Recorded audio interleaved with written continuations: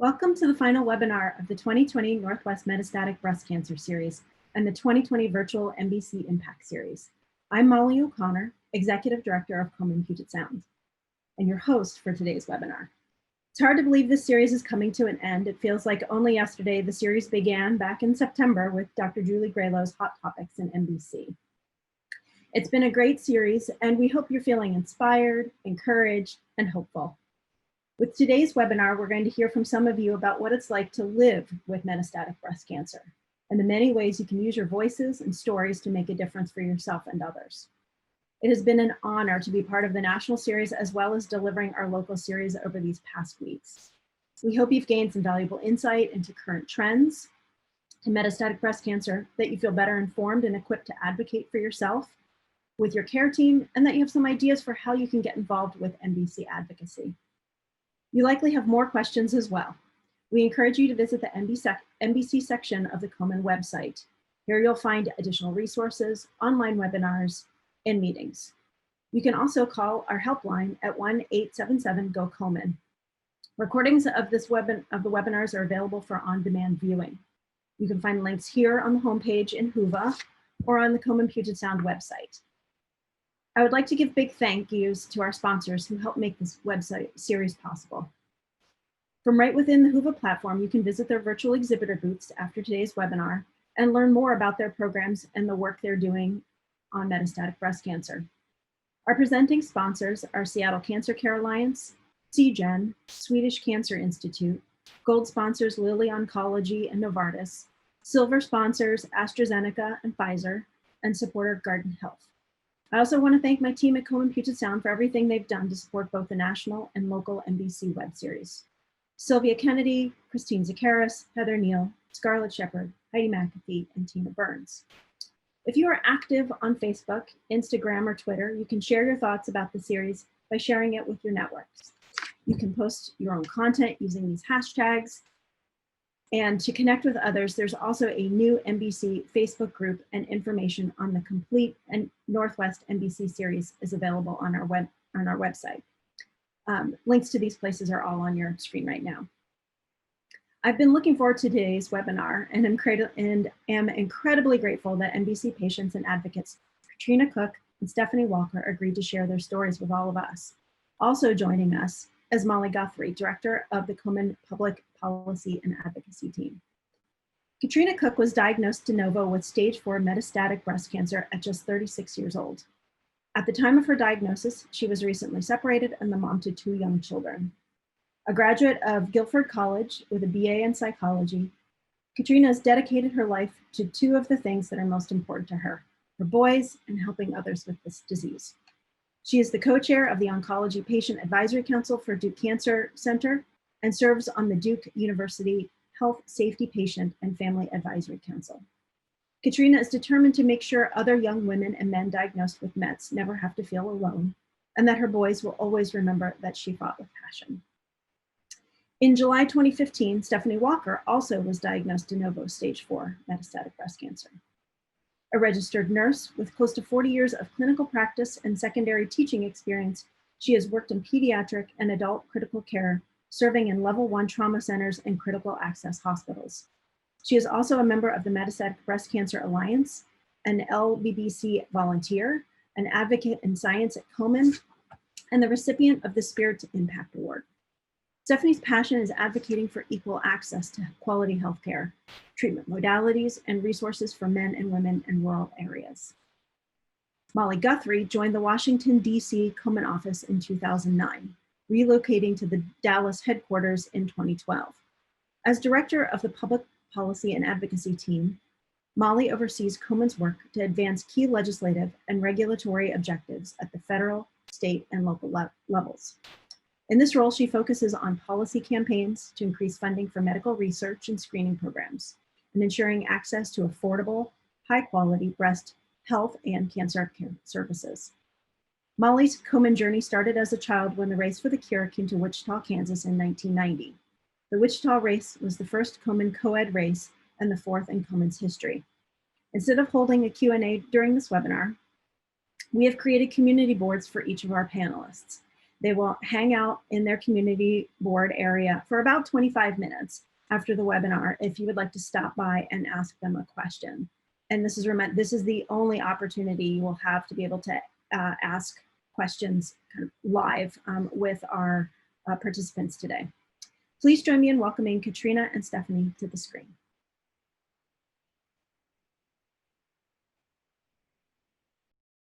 Welcome and thank you, Katrina and Stephanie, for joining me for this conversation. We are so grateful that you're here in this world, and we're grateful that you're here today to share yourselves with other metastatic breast cancer patients around the country.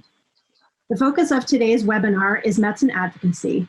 There are so many METS patients who are excellent advocates because, like both of you, it all started with being relentless, unapologetic self-advocates so that you could live. While solid policy is an important part of an advocacy win, so are personal stories. Let's start there. I've had the privilege and honor of hearing your personal stories in advance, so I apologize for asking you to do the almost impossible task, and that is to tell us your story in about 4 minutes, taking us through the major milestones and moments that have shaped your metastatic breast cancer journey. Stephanie, I'd love to start with you. Thank you so much for the invitation and the opportunity to share. My story started back in July of 2015 with a mammogram. It was a routine mammogram that I'd forgotten to get, but finally got it, got the information that that they had seen a lump. So my life was a hospice nurse, on-call nurse. I worked 7 days on, 7 days off. So I actually requested that I get the information while over the phone and not have to come in. So on July the 9th, 2015, I received a phone call stating that I had breast cancer. I was awakened from my sleep to get that call. So I asked the person if we could carry on the conversation the next day because I was sleepy and needed to go to sleep to finish out my nap. So the next day, later on that day when I did wake up, I thought it was a dream, but then obviously I looked at my phone and seen that it was a true call. So the next day we followed up with the, all the news, the plan of care, had an appointment with a surgeon for lumpectomy is what was first found. But during the 24, 48 hours it transpired, I ended up actually firing that oncologist because of his front office staff that was very rude. So I was left with no oncologist. But my life as a hospice nurse, I'd worked with a physician that was amazing. So I contacted him, who was an oncologist who happened to be out of the country. So he came back. All my tests were ready, and that is when I found that I was stage 4 after a PET scan. And I'm thankful, obviously God moves in that way, because had I just had the lumpectomy, who's to say that I would be here now? So I went through the standard of care of having AC 9 out of the 12 of Taxol due to neuropathy that was really, really bad. And I have been NED, no evidence of active disease, since March of 2016. I'm still on my first line treatment of fulvestrant. I was on Xgeva, but that was stopped in 2018. So rocked my world, didn't know anything about advocacy, didn't know anything about metastatic breast cancer until 2018, when I had the misfortune of having being diagnosed with a blood clot, and then I had a mini stroke. So at that time I had to stop work, no plan. It wasn't eased into, so I went from making a great salary to no money. So that's when I found out about metastatic breast cancer, advocacy, all the organizations out there to help me bridge the waiting period for Social Security that I was approved for. So I've not worked as a nurse since 2018. I've been advocating, fairly new at it, well, almost 2 years now. And my heart is with the rural community and African-American women. Where I live now, it's not in the New Orleans area, but in East North Carolina, in Eastern North Carolina, I'm sorry. And so here we have a large number of deaths related to breast cancer. So my goal here is to even just educate, let them know what's available to them, because we have a cancer center, but not all the disciplines that major teaching institutions have, such as, dietary, you don't have pastoral care, you don't have exercise physiologists. You don't have a lot of those things. So my goal is to try to educate women on their breast health, what is normal, what is not normal, to listen to their body and to advocate for themselves, because if they don't do it, nobody else is going to be able to do it for them. So that's where I am now in my journey. Great. Thank you, Stephanie. Thank Katrina? you. Yeah, Katrina, and we'll get into more details as we answer some of the upcoming questions. Katrina, we'd love to hear your story now. Thank you, Molly. Thank you for the opportunity to be here and to tell my story and just to be a part of this wonderful thing that we're doing. So it's very hard for me to condense myself into 4 minutes because I like to talk myself. So we'll try to shrink this down just a little bit. So when I was 36 years old, I was incredibly healthy, no family history of breast cancer of any kind. I actually had an injury and thought I had pulled a muscle in my chest. That led me to a primary care doctor who had an inkling that something, and just a gut instinct that something just wasn't right. She sent me to a breast center here in North Carolina where I live. She sent me to a breast center the following week for an ultrasound of some axillary lymph nodes. That led to a mammogram when I went in the door. I was only 36. It wasn't time for a mammogram, but I walked in, and if you have a reason to have a mammogram there, then they'll give you one. So I had my very first mammogram at 36, and then an ultrasound, the biopsy on the same day. And they made an appointment for me to come back the following day to get my results. Cancer was not on my radar. I know what a biopsy is for, but cancer just was not on my radar whatsoever. I felt great, everything. I went in the following day. It was my dad's birthday. I walked in, the doctor said, I'm sorry, but you have breast cancer. Those words that we can never unhear once they're stated. And then over the next few weeks, or the next couple weeks of scans and MRIs and all the things that you have to have done, the blood work. And I joked that after that week, I felt like I could glow in the dark if they turned the lights off because of all the scans that I had. But it seemed every appointment that I went back to was worse. Every single appointment, they said, oh, well, we found it here in the skin. Oh, well, this showed up. And we're seeing some things lighting up in your neck. And then we see this. And then there's a spot by your liver. And we need to biopsy. So of all those appointments that kept getting worse, the end result was a de novo, which means from the beginning, stage 4 metastatic breast cancer diagnosis at 36 years old. I was recently single. My husband and I had separated shortly before my diagnosis. So I was a single 36-year-old mom with a 3-year-old and 6-year-old little boys, and so lost and so incredibly confused and scared and no idea where to turn, who to turn to, what to do. It was just incredibly frightening, even though I have a sister that is in this world. It still is different when it happens to you and you're getting the diagnosis. So since then, I've had 54 days of radiation, 6 surgeries, hysterectomy and oophorectomy, but I've been on my same line of treatment. So my diagnosis date was December 6th of 2011. So this coming December, I will be 9 years living with metastatic disease, and I am still in my first line of treatment. Yay, so exciting and incredible, and thankful to, I can attribute that to some amazing research that was going on when I was diagnosed and the treatment line I was started on. This summer, for the very first time, I dealt with progression in one of my rib bones, and 2 weeks ago had a cryoablation of my rib to take care of that spot so that I could maintain my line of therapy.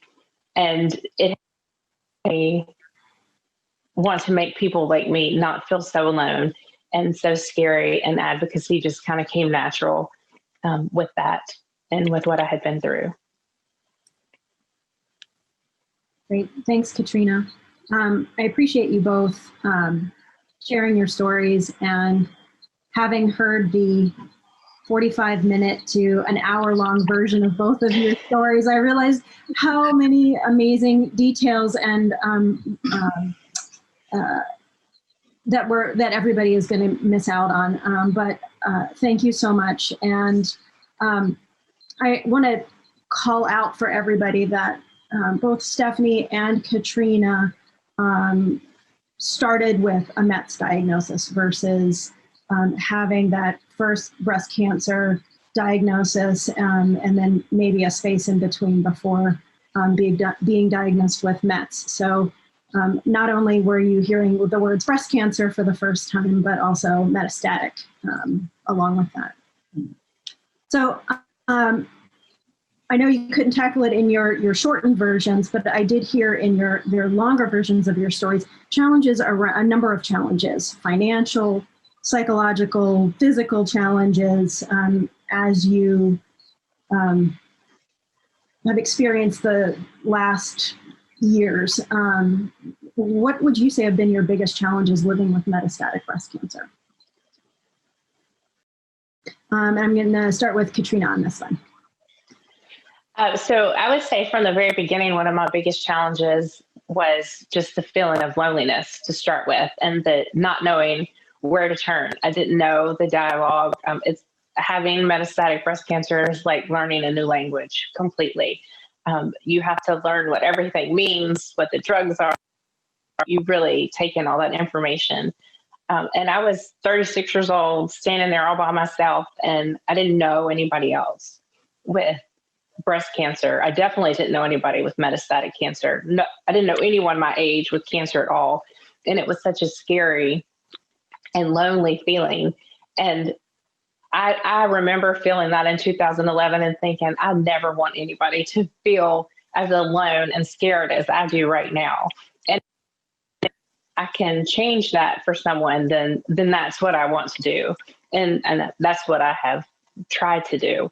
The very first metastatic person I met, when I met her and she reached out and hugged me, it was like every scream that I had.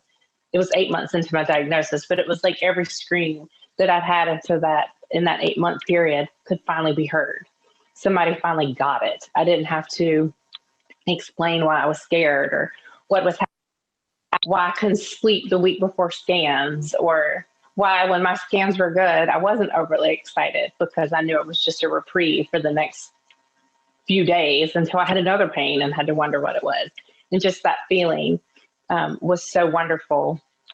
And I just didn't have to feel alone anymore. And that is what I want to do for others. But within that, when you have peer mentors or groups like that, and you get involved with these advocacy groups, it understand the language. It helps to understand your options. It helps teach you how to advocate for yourself. And you can help others advocate for themselves through that. So it takes a knowledge base a little bit. And it's a different time. Back in my parents' time, you didn't question your doctor. What they said is what you did. And you never asked questions, or you never challenged them. And it's different now. And you can challenge your doctor. You can ask questions, and you can advocate for yourself. Great. Stephanie, what would you say were some of your biggest challenges, or your biggest challenge? At the time of my diagnosis, I don't know if I had challenges or not. I'm sure they were there, but after I got everything all settled, had a treatment plan, I don't know if I was numb or in shock, or I'm not going to say I didn't care, but I carried on my normal life. I was able to, arrange my treatment plan around my work schedule. Work was my life. Being a nurse for 40 years, and most of it's majority of it's critical care and emergency room. So it was like, you never know what you're going to get, kind of like you don't know what you're going to expect next. So it was like I always went to the plate ready for whatever was going to happen. The challenges didn't come until we had to relocate, and I had to take a new oncologist and a new treatment center. Financially, that is when it, came along when I had to stop working. You didn't plan on it. I mean, I'm 61. I was diagnosed at 57. So there was cancer in my family, but nothing like breast cancer. And I was one of those women that did everything that I was supposed to do. The monthly mammograms, the yearly mammograms, and the breast check. And being a nurse, I thought I knew what I was doing to, for prevention, but I don't. The loneliness and that didn't come until later, when the more knowledgeable I became, the more scared I became.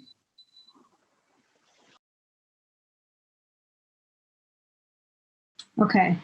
So I know Molly Guthrie will kind of join us after this conversation to talk about some of the financial challenges that a lot of, I think that add a burden to metastatic breast cancer patients while they're trying to understand treatments and find a community that finances can be a big factor in that conversation.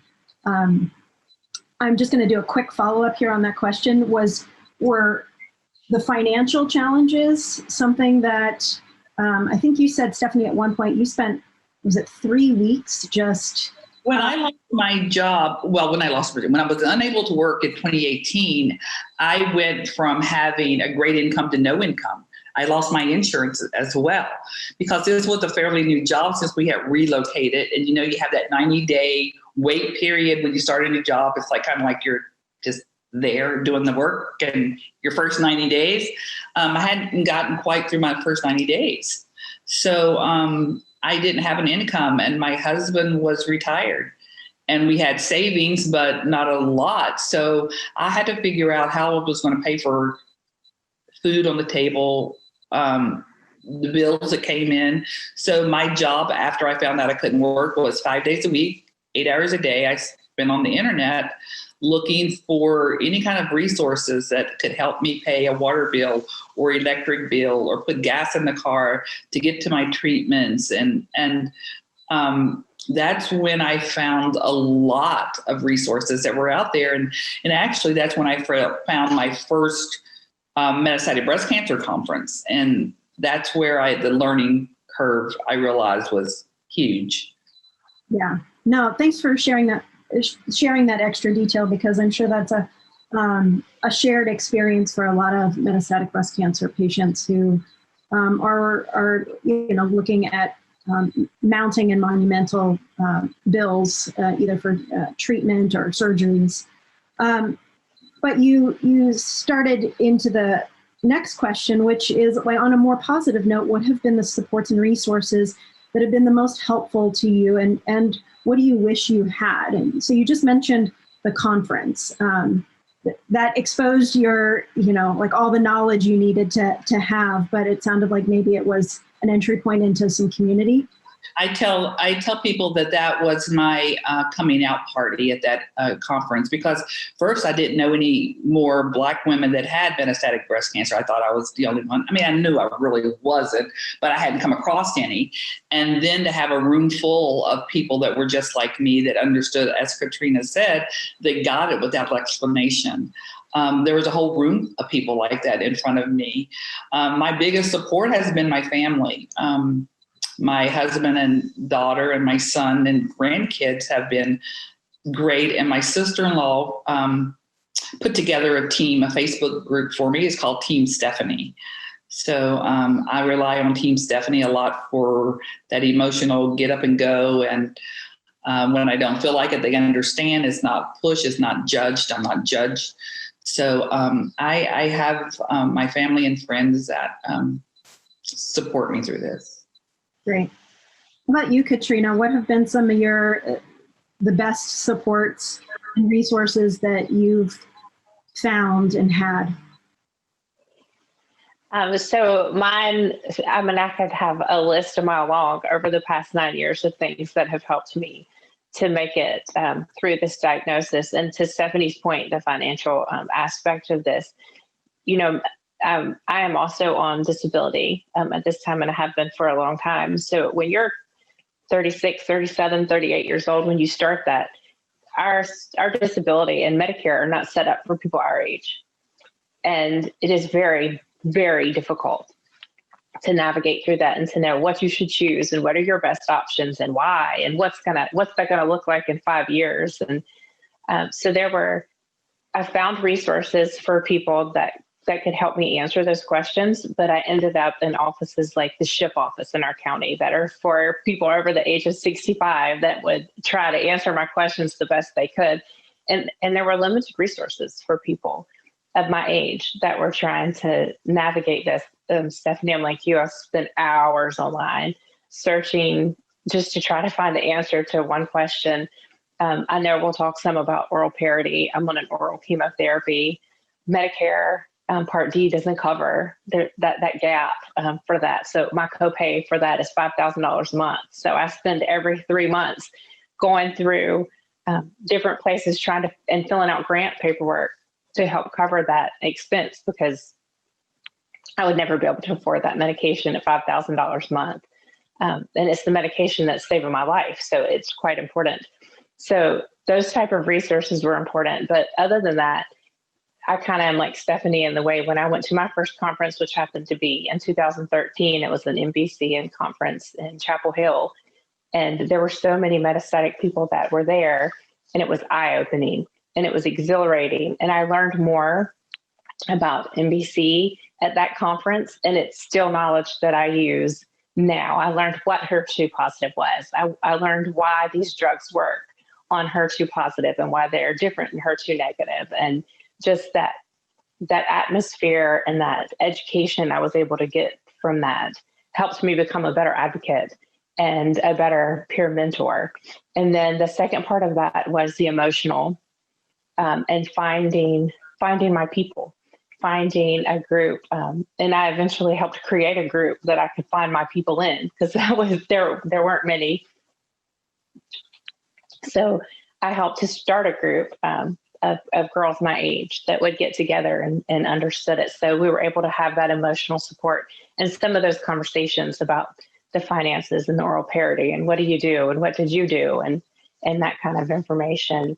So those are some of the resources that have really helped me the most. Great.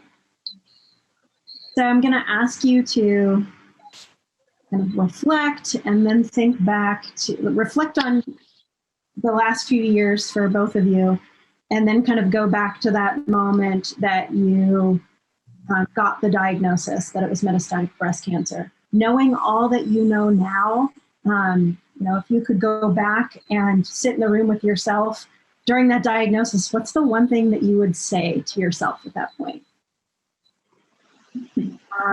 Okay, Katrina. Okay. If I could go back, I would probably tell myself to just take on the thought that it is what it is, to take it day by day, to not try to think about what ifs and what if I'm not here for my child's wedding, or what if I'm not here to help them grow up. You just can't focus on all that at one time, because it's just mentally, it's just too much to take in. And so I say this frequently, and I'm sure Stephanie's heard me say it. In something like this, you need to let yourself feel how you feel in that moment. If you're sad, feel sad. If you are angry, be angry. Walk outside and scream. Throw something across the room if it makes you feel better. Go through those stages, and the stages of acceptance and anger and sadness, and cry if you need to cry. And you're going to feel those over and over and over again through your diagnosis, not just at the beginning. And let yourself feel them, and don't worry about it until you get to the point, or if you get to the point that you can't make yourself get up anymore, and then seek help. But it is normal to feel all of those feelings and to feel angry and scared. And I would want myself to know that those feelings that I felt then are normal, and I'm not the only one that feel them, and that it's okay to feel that way. Stephanie, what would you go back and tell yourself, knowing what you know now? Strap up that ride and hold on to that drink, because it's going to be a ride for your life, I can tell you. That is exactly it, girl. Hold on to that. It's going to be a good one. And that is it. You take it day by day. You're told it's a terminal disease. People have lived with it. It's not curable, but it's treatable. Ready to be treated, as long as I can. And for me, being a nurse, it was really hard to know that I need help sometimes. But when I fell off that mountain and realized that I was depressed and needed somebody to talk to, I sought help. I got the help. And to know that no matter who you are and what you've been through, there's somebody out there, unfortunately, that's worse off. And if you are tired and you want to go to that dark place, it's okay to go to that dark place, like Katrina said, but don't live there. Don't stay there. Recognize that you need to get somebody to get you out of there, because the feelings are real. That's one thing I hated, for somebody to tell me how I think I should feel. So the feelings that we have are real at that time. And we can go through a mirage of different feelings all in a short period of time as well, which is normal. So it's a ride. It is a scary ride. Yeah. So back to that advocacy topic that we kind of started with. I so appreciate you both sharing your stories. But both of you have moved. You've had some time. You're not freshly diagnosed with metastatic breast cancer. You have been on the roller coaster for a while. What motivated you to move beyond self-advocacy and enter that realm of advocating for other patients, for using your voice outside the doctor's office, or within the hospital? What got you to that point, and how has that been an important part of your story and your journey? Stephanie? I've always been a person to advocate for others as well as myself. I'm a nurse, and I started off in the pediatric world, and those babies can't actually tell you what they need or want. So observation became really big for me, to see what the problems were, to advocate for them.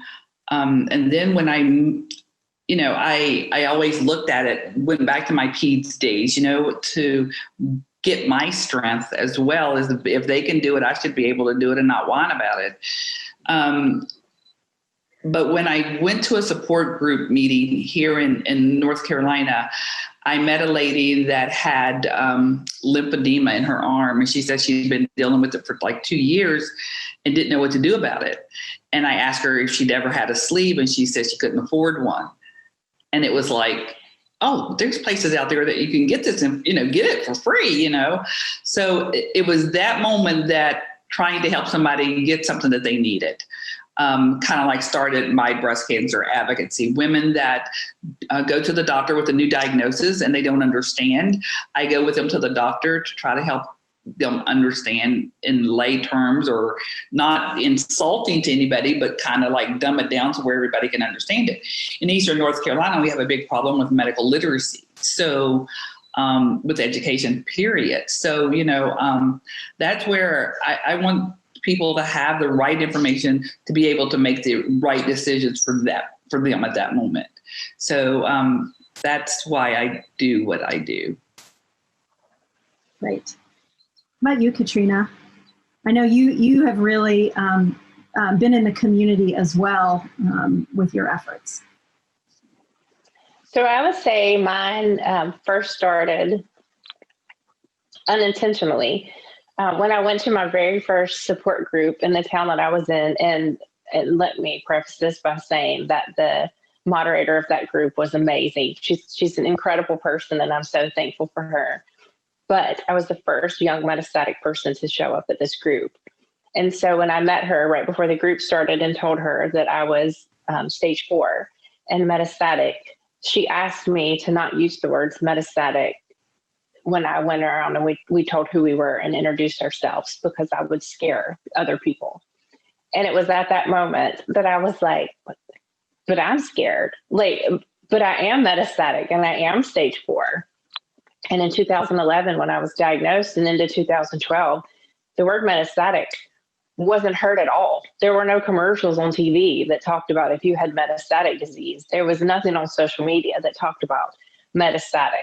None of the organizations had good, solid information about metastatic breast cancer.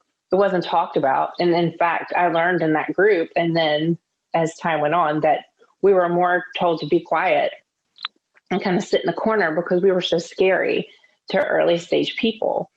And that devastated me because I was already so lonely and it was already so scary. And then to be told, and she didn't mean anything bad by it, but she truly didn't want me to scare people. And then I learned about the chance of recurrence for early stage people, even though I was diagnosed de novo.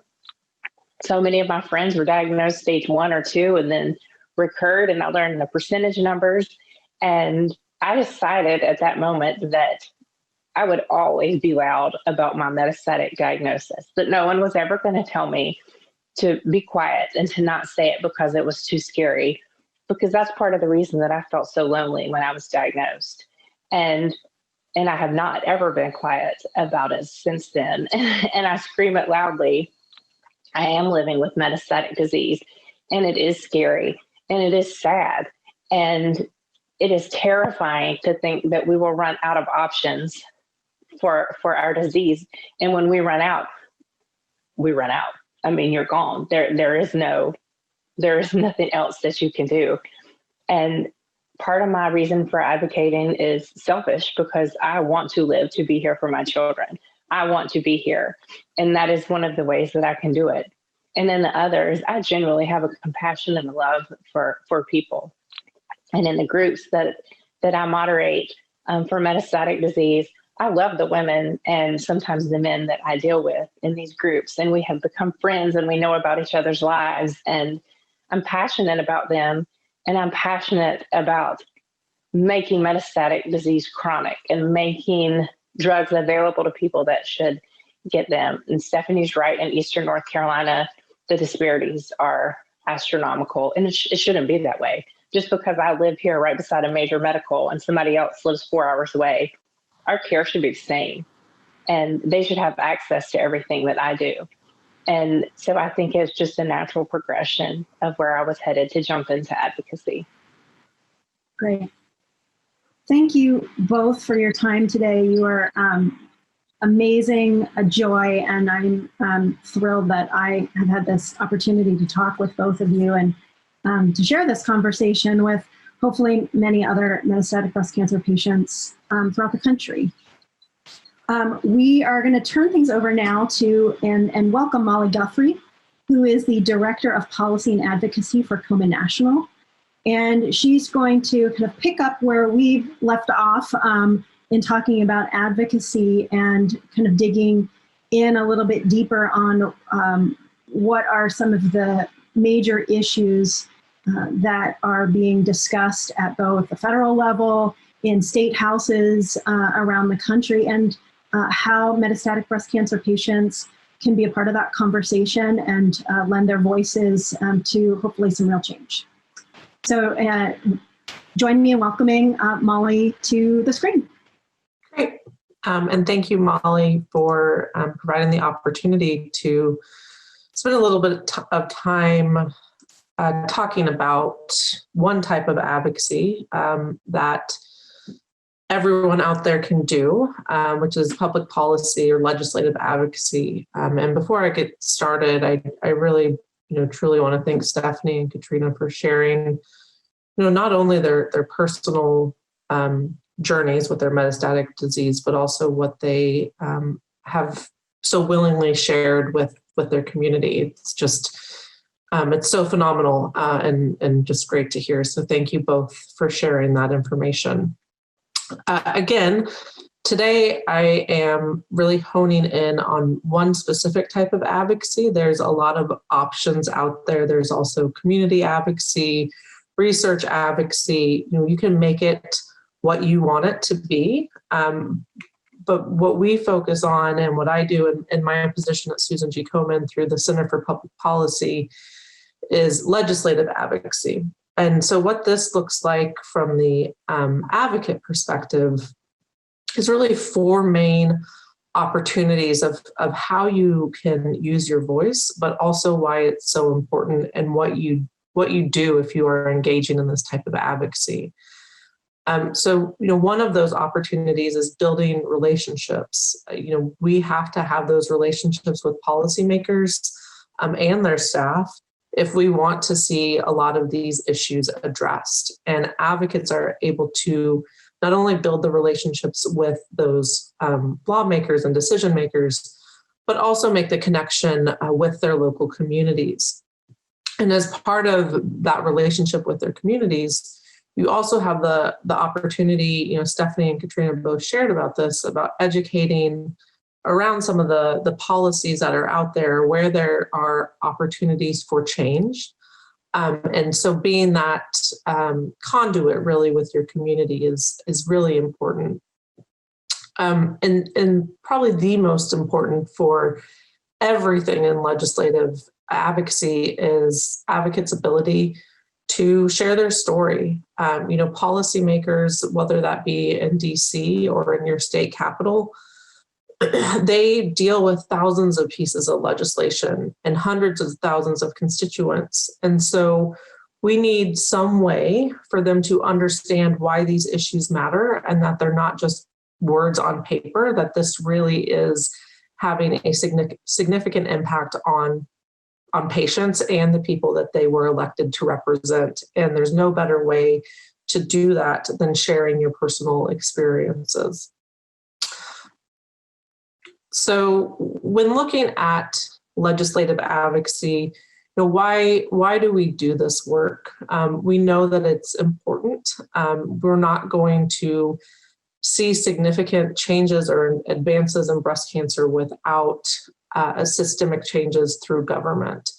So we, in our work at Komen, focus on kind of three areas of where we have the most impact through advocacy. One is the investment in research. Us as individuals and all of the organizations out there is still just a drop in the bucket to what the federal and state governments can invest in our research programs. And we have to continue to remind them of how important this is and ensure that we don't see any funding cuts or even eliminations. Additionally, beyond the investment, we have to look at policy change to address some of these barriers that Katrina and Stephanie discussed. And I'll go into more detail of specific examples of what this has looked like at the state and federal level over the last couple of years. And then also serving the cancer community. So looking at screening and diagnosis and treatment programs and ensuring that those are expanded as much as possible so more people qualify, but also are adequately funded. Our overarching work at the Center for Public Policy is focused on our Breast Cancer Bill of Rights. And this is a summary of some of the key components of the Breast Cancer Bill of Rights. We have made advancements over the last couple years, the last couple decades when it comes to access to healthcare, but there are still significant issues out there. I mean, hearing Stephanie saying that her full-time job was finding resources so that she could pay her bills. I mean, that's not how things should be. And that's where we have to have our advocacy in place. And so our Bill of Rights are overarching both for federal policy and for state policy. But we share this information with elected officials to ensure that they make these issues a priority. And this is something that we've really focused on in 2020, with it being an election year, ensuring that the people that are elected to represent us make the commitment to also protect these key components and key issues in the breast cancer space. So going a little bit more into the weeds, I wanted to share a couple or a few examples of what this actually looks like in practice. And so you see some federal policy priorities on your screen now. Again, just a sampling of the areas where we are engaging in the Center for Public Policy. There are additional examples out there, and unfortunately, it seems like a never-ending list of areas where we need to address and demand change. Again, as I mentioned earlier, we have to make sure that the federal government is making a robust and sustained investment in biomedical research. We've already seen some amazing advancements in the field of science and treatment for metastatic breast cancer, but there's still much more to be done. And you heard Katrina talk about her next line of treatment and what that may be.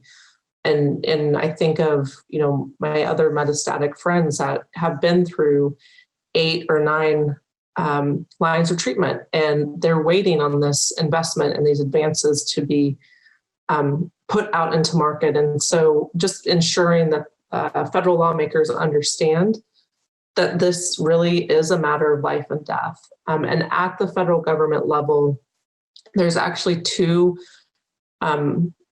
areas where there's significant investment in breast cancer research. One, many people are probably familiar with, is at the National Institutes of Health and the National Cancer Institute. But there's also an amazing breast cancer research program funded through the Department of Defense. And so we advocate for both of those here at Komen. You also heard mention of waiting periods earlier from the panelists. And so, we're fortunate that we have a bill introduced in this Congress, which is the Metastatic Breast Cancer Access to Care Act, that has significant support both in the House and the Senate. But this legislation eliminates the waiting periods for metastatic breast cancer patients. So for Social Security Disability Insurance, SSDI, patients are forced to wait 5 months before they are allowed access to that. And then even longer, 24 months for Medicare benefits. And, I find it unacceptable. I'm sure all of you find it unacceptable that there's a, combined 29-month waiting period to get access to this insurance and benefits that patients need in order to continue living their lives. So this is a bill that's widely supported across the breast cancer community, multiple organizations, and something that we hope to see get across the finish line this year, but potentially will need our continued advocacy looking into the next Congress starting in January. And along those same lines, there's increased momentum behind the Cancer Drug Parity Act. Again, I imagine many of you are familiar with this, but there's a significant disparity between the ways that cancer drugs are covered by your insurance if it is an IV form or a pill form. And as we continue to see advancements in research, more and more of the new therapies that are coming out are in a pill form rather than IV. And unfortunately, those pills are covered through your pharmaceutical benefit rather than as like a copay that you get for your going into an infusion center and getting your IV. And the discrepancy is significant. If you think about what you pay when you go to the doctor, you're looking at $25, $30, $50 maybe, compared to hundreds and thousands of dollars out of pocket that people have to pay with coinsurance. And so this legislation, this legislation calls for parity of coverage between oral agents and IV agents. Our work does not stop in Washington, D.C. It can take a long time to get legislation enacted in Washington, D.C. And so we know we can get results quicker through state policy efforts, and different types of insurance are covered through state policy, and different types of insurance are covered through federal policy. So you really have to go at it from both ways. But at the state policy level, there are three issues that I wanted to share today. So one is looking at Medicaid expansion and expansion of access within the Medicaid programs. We've seen a lot of changes since the passage of the Affordable Care Act, but one component of that was the ability to expand Medicaid so that you covered a larger patient population. There are still several states, more than several, that have made the decision not to expand Medicaid, and that's something that we continue to push as an organization. But even in those that have expanded Medicaid, there are some shortcomings. So when you look specifically at clinical trials, for example, the routine costs for clinical trials are not covered writ large across Medicaid from state to state. And so that's an effort, again, that patient advocacy groups have undertaken to ensure that people that are enrolled in Medicaid can have those routine costs covered. And then additionally, over the last couple of years, we've seen some requests from state programs to make changes to reporting requirements and eligibility requirements for Medicaid. This can include people that are in the breast cancer treatment program, requiring them to work 40 hours a week in order to continue to receive their coverage, which we all know it's a tall feat to be tasked with. And so we work to ensure that those burdensome restrictions are not implemented. Additionally, each state has breast programs that include screening, diagnosis, and navigation into treatment. And these programs are of critical importance for underinsured and uninsured populations. Again, very unique because in the breast cancer space, if you are screened and diagnosed with breast cancer, you are then navigated into treatment. And so it ensures that people can do something with their diagnosis and can get navigated into their next step after being diagnosed. And we know that these programs are going to be significantly threatened with the state budgets as a result of the pandemic. And then finally, another last example of policy at the state level is an effort that Komen has really led the way on, which is the prohibition of step therapy for metastatic cancer patients. So step therapy is a insurance design that companies use, and they require that a medication fails the patient before they can get on to the medication that their physician wanted them to have in the first place, often because of the cost to the insurer for that treatment. And so this, again, prohibits insurers from having the ability to do that. So, what can you do if those topics interest you or if you want to do more? There are three options on your screen. Feel free to do any or all of them if you have an interest in legislative advocacy. So at Komen, we have, again, our Center for Public Policy, but included in that is our advocacy program. It's very easy to join. You just text Komen to 40649. And that gets you signed up, again, to be an advocate and just to be involved in our advocacy activities. If you have a story that you want to share that relates to one of these issues, you can text my story to 40649 and you'll get a link to be able to share that so we can educate policymakers about the real impact. And then finally, we have advocacy-specific social channels at Komen for our advocacy work, both on Twitter and on Facebook, and those both are available on your screen. But thank you again for the opportunity to share this information, and I encourage any of you that are interested in this work to reach out. We're stronger when we work together. Thank you.